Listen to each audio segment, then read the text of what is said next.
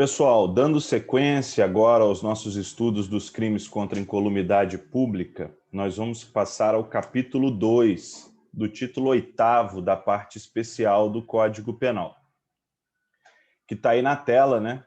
Que trata dos crimes contra a segurança dos meios de comunicação e transporte e outros serviços públicos. Algumas questões introdutórias a serem destacadas são as seguintes, né? Estamos ainda trabalhando, portanto, com delitos que incriminam qualquer ato que traga lesão ou perigo de lesão à incolumidade pública, à tranquilidade social, assim como vimos no capítulo anterior. Só que agora o objeto material e os objetos jurídicos são específicos, né?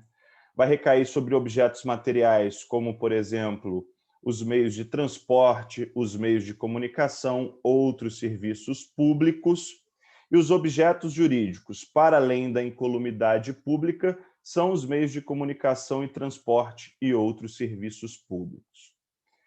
É importante ainda destacar, ainda que de maneira introdutória, que apesar do título não trazer a expressão perigo comum, o perigo comum ainda será importante para analisar a possibilidade de consumação desses delitos ou da tentativa desses delitos. Ou seja, nós não estamos trabalhando com uma vítima que é uma vítima individual.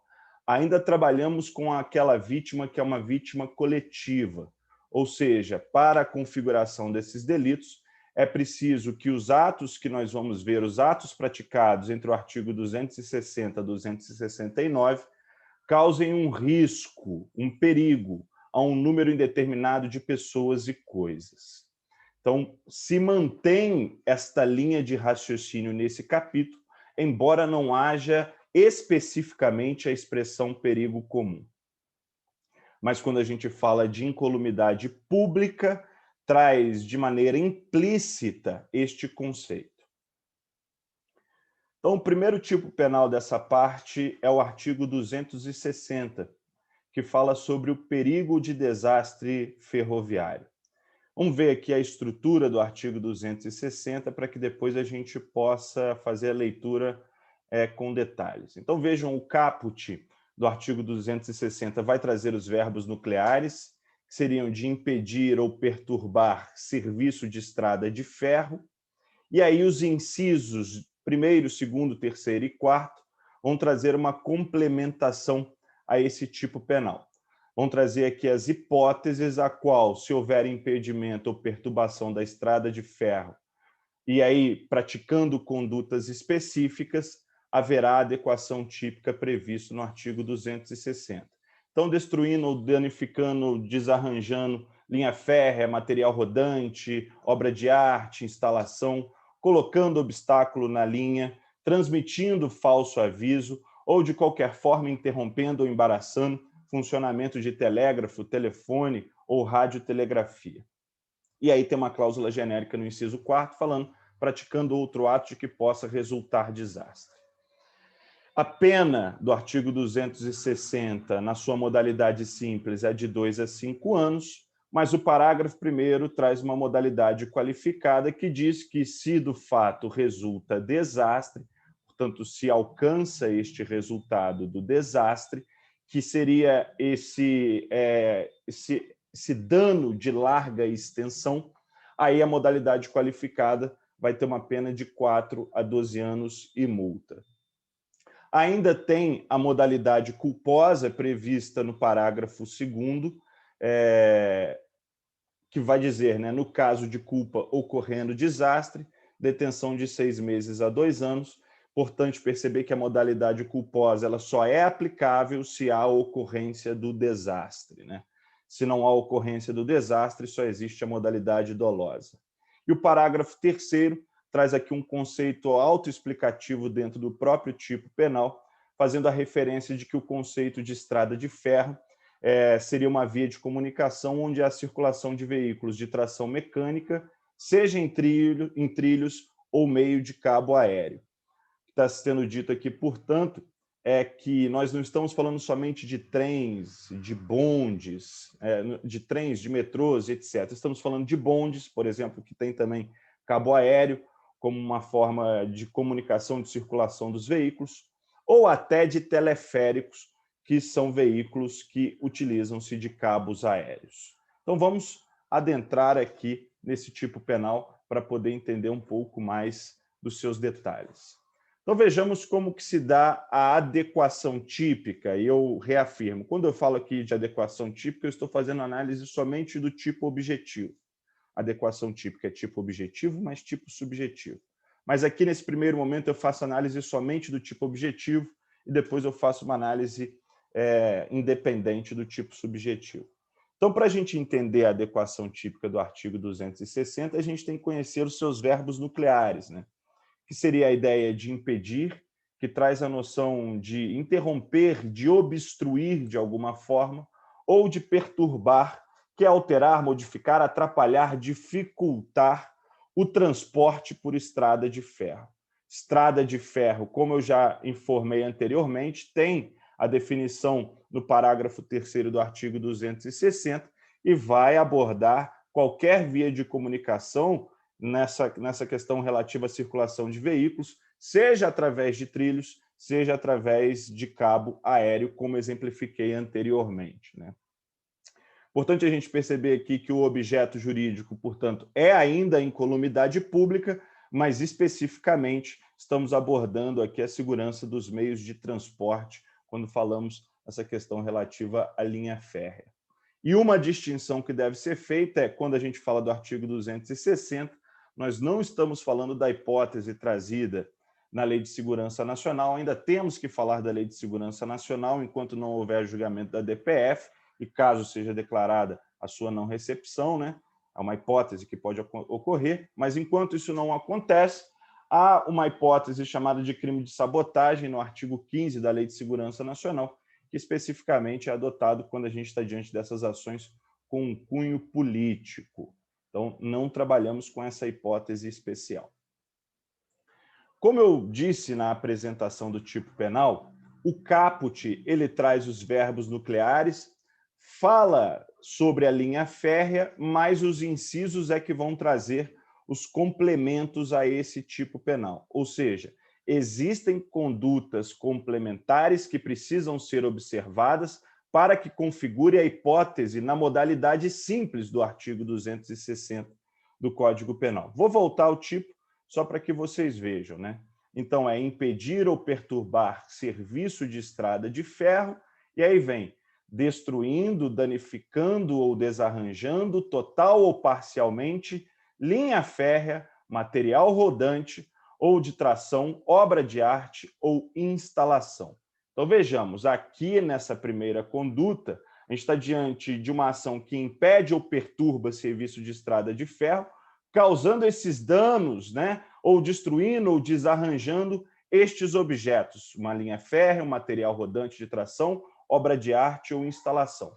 Linha férrea deve ser entendida, portanto, como os trilhos, material rodante deve ser entendido como os vagões, material de tração deve ser entendido como a locomotiva ou automotriz, obra de arte deve ser entendido como pontes, viadutos, túneis, muros, e instalação deve ser entendido como aqueles sinais da linha férrea que vão trabalhar com cabos, cancelas, entre outros. Então, se de qualquer forma o agente impede ou perturba, destruindo, danificando, desarranjando, total ou parcialmente, qualquer um desses objetos, responde na modalidade simples do artigo 260, se não gerar desastre. Segunda modalidade, segundo elemento complementar ao tipo penal, para que a gente tenha a possibilidade da prática desse delito, seria quando o agente ele coloca obstáculo na linha do trem. Quando o agente ele coloca qualquer tipo de barreira que possa causar um impedimento de qualquer espécie do tráfego na linha de um trem, enfim, em qualquer linha férrea, qualquer daquelas possibilidades que a gente falou, seja bonde, seja teleférico e assim por diante, né? Então, aqui, por exemplo, a gente coloca uma pedra, coloca uma árvore, coloca um objeto que acabe gerando um obstáculo para que haja o trânsito pela linha férrea. E a terceira possibilidade da prática do crime na sua modalidade simples é a que está prevista no inciso 3º, que se dá quando o agente ele impede ou perturba, aí vem a transmissão, ou então interrompe, e aí a gente tem que entender o que ocorre, né? Causando alguma perturbação. Então ele vai gerar ou um falso aviso, ou então ele vai gerar uma perturbação em sinais de telégrafo, telefonemas ou radiotelegrafia. Ou seja, nesses casos aqui, o agente ele está perturbando de alguma forma, interrompendo de alguma forma os sinais de comunicação que devem ocorrer nestas linhas férreas. Vejamos lá o inciso 3º, o que ele diz, né? Transmitindo falso aviso acerca do movimento dos veículos ou interrompendo ou embaraçando o funcionamento de telégrafo, telefone ou radiotelegrafia. Então, voltando, aqui é uma ação específica impeditiva ou uma ação que perturba a comunicação, seja criando falsos avisos, seja interrompendo ou embaraçando o funcionamento desses veículos de comunicação, desses meios de comunicação, desculpa, como telégrafos, telefones ou radiotelegrafia. E aí pode surgir uma dúvida nesse inciso, né? Alguns podem perguntar, mas e os dispositivos eletrônicos? Eles não estão incluídos nesse inciso 3º?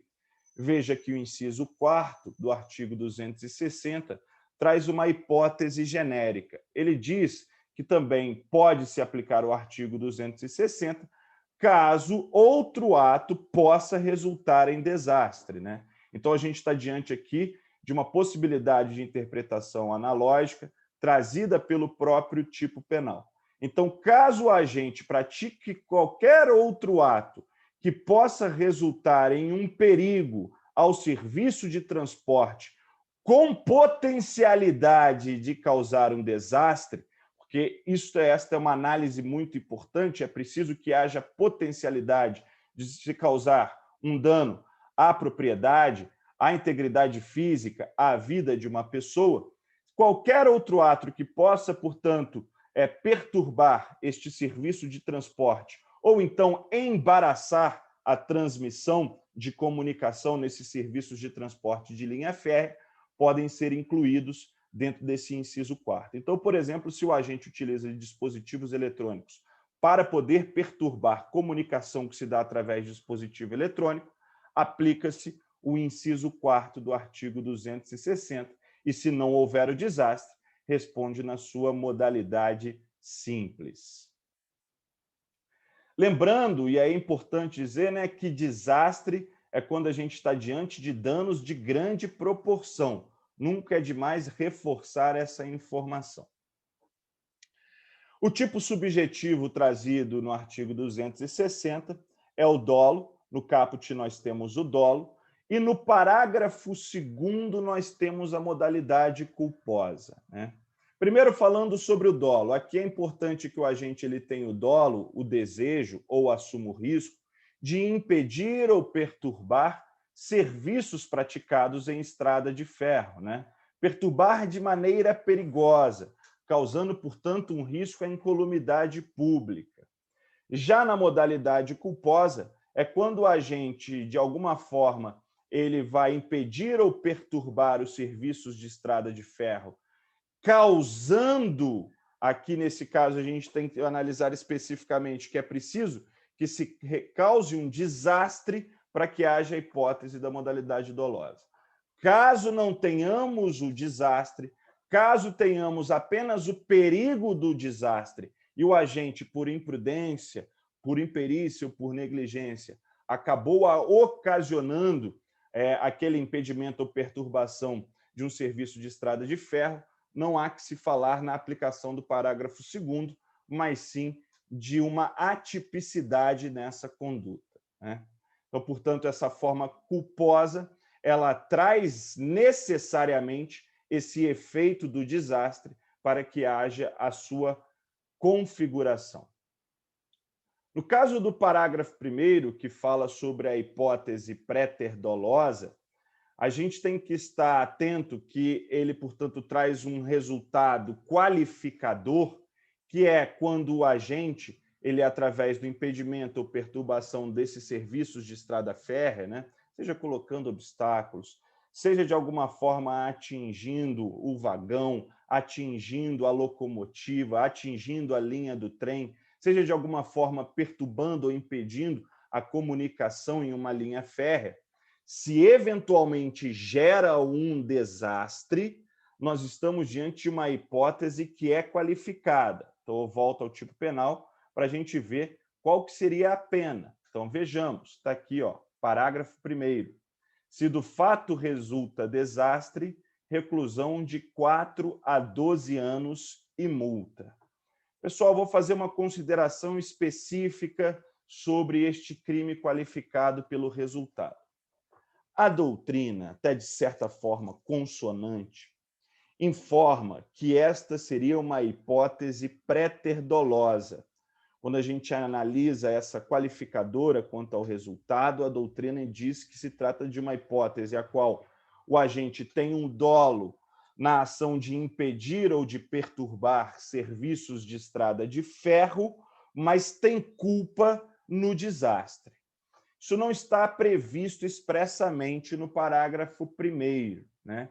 Mas, como eu disse, de maneira consonante, a doutrina interpreta dessa forma. Então, se pesquisar, por exemplo, no livro do Bittencourt, ele vai entender que é uma hipótese pré-terdolosa. No livro do Nutt, é uma hipótese pré-terdolosa. No livro do Greco, é uma hipótese pré-terdolosa, e assim vai. Entretanto, apesar dessa visão da doutrina, eu me coloco no direito de poder discordar, trazer uma divergência na análise dessa modalidade. Na minha opinião, quando se traz essa previsão do parágrafo 1º, que diz se do fato resulta desastre, reclusão de 4 a 12 anos e multa, pouco importa se há uma hipótese de pré-ter dolo ou se o agente ele tinha o dolo no desastre. Por que eu digo isso? Porque se a gente for aplicar um concurso de crimes e se a gente for fazer a soma das penas, no caso em que o agente teve dolo em impedir ou perturbar o serviço de estrada de ferro e teve dolo no desastre, a gente está diante de uma... E aí causando dano, aqui não é um caso específico ainda do desastre em que há a incorrência de vítimas. Prestem atenção nisso. O desastre do parágrafo 1º trabalha apenas com um desastre relativo ainda a danos praticados à propriedade. Se eu for fazer a soma das penas, o artigo 260 mais o crime de dano, eu vou ter uma pena mais baixa do que a hipótese pré-terdolosa. Dano chega no máximo a 3 anos. E aqui a gente viu que a pena do caput ela tem um máximo de 5 anos, alcançando 8 anos na soma das penas. Então, para mim, seria ilógico que a modalidade a qual o agente tivesse dolo ao impedir e perturbar serviço de estrada de ferro e dolo no desastre, gerando dano, tivesse uma pena inferior à conduta do agente que tem o dolo em impedir ou perturbar serviço de estrada de ferro e tem culpa no desastre. Portanto, divergindo dessa opinião consonante, como eu disse, da doutrina, para mim se trata de uma hipótese qualificada pelo resultado, independentemente se o resultado do desastre se deu na modalidade culposa ou na modalidade dolosa. Cabe ainda ressaltar que, por exemplo, na visão do Nutt, e se essa conduta de impedir ou perturbar serviço de estrada de ferro gera um acidente, mas não gera um desastre e ocasiona a morte de alguém, para o Nutt deveria se aplicar a pena do homicídio culposo a esse agente que praticou essa conduta, já que não houve a qualificadora do desastre. Então, pode ser que ocorra um acidente, mas nem sempre um acidente é um desastre, porque acidente precisa que haja um dano de grande proporção. Desastre, desculpa, necessita que haja um dano de grande proporção. Eu disse a vocês que a modalidade qualificada do parágrafo 1º não se tratava ainda das hipóteses a qual nós temos vítimas, né? Ou a qual pessoas recebem um resultado agravador dessa pena, né? Desse tipo penal. E por que eu disse isso? Porque o artigo 263 do Código Penal, ele traz a seguinte redação, e essa redação vai fazer remissão a um artigo que vocês já conhecem, né? Forma qualificada. Se de qualquer dos crimes previstos nos artigos 260 a 262, no caso de desastre ou sinistro, ora, em alguns artigos previstos nesse capítulo se utiliza a expressão desastre, ora se utiliza sinistro. Tá? Então, se qualquer dos crimes previstos no artigo 260 a 262, no caso de desastre ou sinistro, resultar lesão corporal ou morte, aplica-se o artigo 258 do Código Penal. Sei que aqui na tela está artigo, depois eu vou corrigir o slide. O artigo 258 do Código Penal, que é o artigo a qual o artigo 263 faz remissão, é um artigo que nós já estudamos do capítulo passado, né? Que é aquele que vai tratar das hipóteses a qual o agente age dolosamente em um crime contra a incolumidade pública e acaba gerando culposamente um resultado de lesão corporal ou de homicídio. Ou quando o agente age dolosamente, culposamente, nos crimes contra a incolumidade pública e acaba agravando o resultado, gerando homicídio culposo e lesão corporal culposa. Só para a gente lembrar, não passar batido, então vamos ver a primeira hipótese trazida na primeira parte do artigo 258, que o artigo 262 faz a remissão. Então, imaginando que um agente que impede ou perturba serviço de estrada de ferro, gerando desastre, e isso acaba ocasionando a lesão corporal de natureza grave, então o agente pratica dolosamente esse impedimento ou perturbação de serviço de estrada de ferro, gera um desastre, e aí nós temos um resultado de lesão corporal de natureza grave, deve-se aplicar um aumento de pena de metade. Agora, se o agente dolosamente impede ou perturba serviço de estrada de ferro e gera culposamente a morte de alguém, a pena será aplicada em dobro. Na segunda parte do artigo 258, ele vai trazer aquela hipótese de agravação pelo resultado, que é quando o agente ele pratica culposamente o impedimento ou perturbação de serviço de estrada de ferro, ocasionando desastre, e isso gera uma lesão corporal de qualquer natureza, também culposamente, haverá um aumento de pena de metade. Agora, o agente que culposamente impede ou perturba serviço de estrada de ferro, ocasionando desastre e gerando um resultado morte, deverá ser aplicada a pena de homicídio culposo, que tem detenção de 1 a 3 anos, com um aumento de pena de 1/3.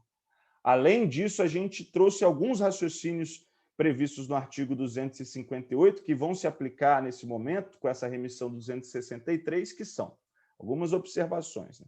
Se há pluralidade de vítimas, várias vítimas sofreram lesão corporal, vai responder somente uma vez pelo agravo do resultado. Não há que se falar em concurso formal.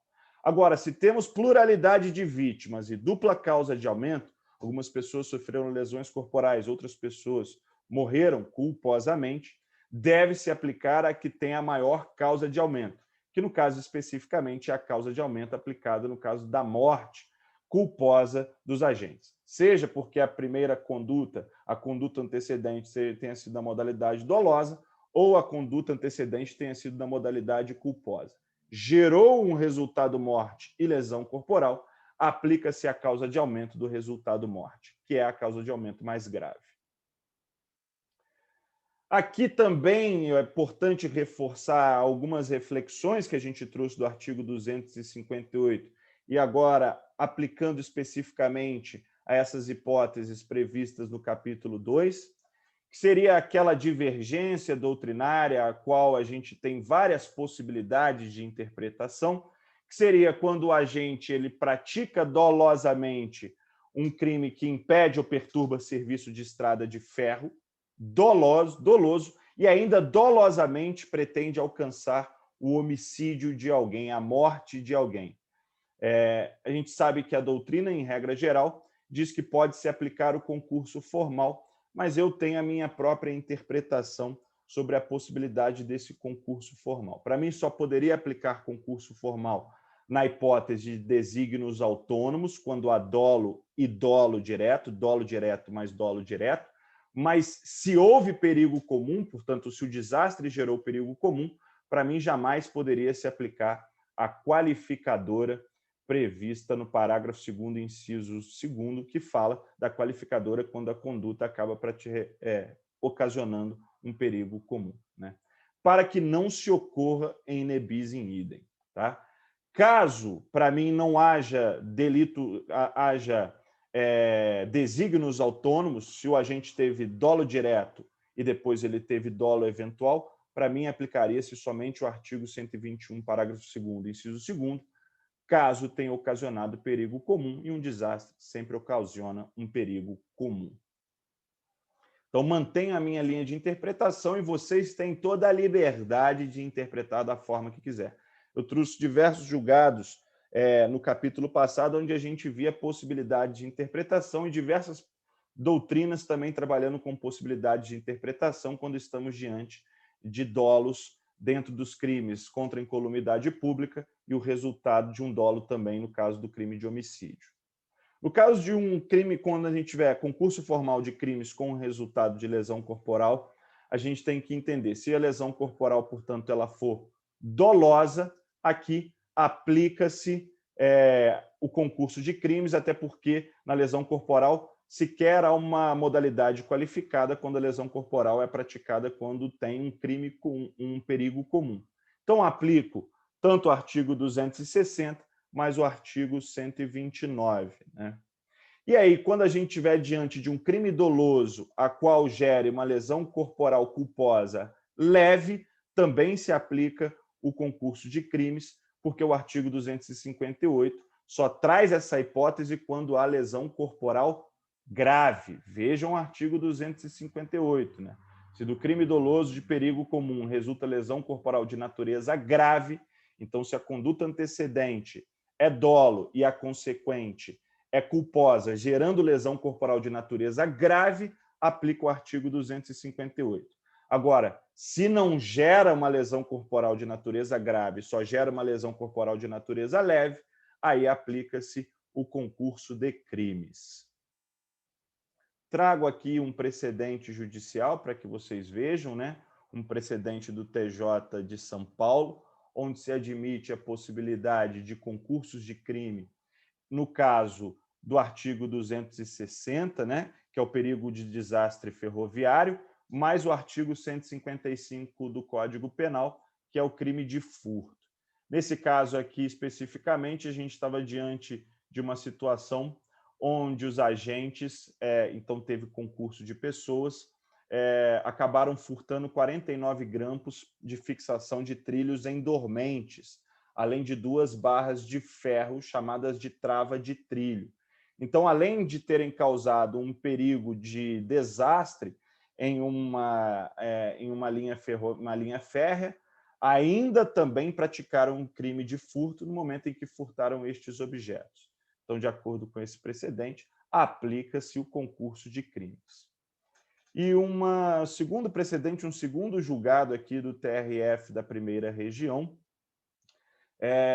aplica-se aqui a absolvição, no caso da acusação do artigo 260, inciso 2º, que seria a ideia de colocar um obstáculo em linha férrea, porque, conforme a decisão que se apresenta aqui, não se ficou comprovado que gerou um perigo a um número indeterminado de pessoas. Portanto, se não gerou um perigo à incolumidade pública, não há possibilidade de configuração do artigo 260, por isso a ausência de tipicidade, e aí a absolvição nesse caso especificamente. De início, é isso que a gente tem para falar sobre o artigo 260 do Código Penal.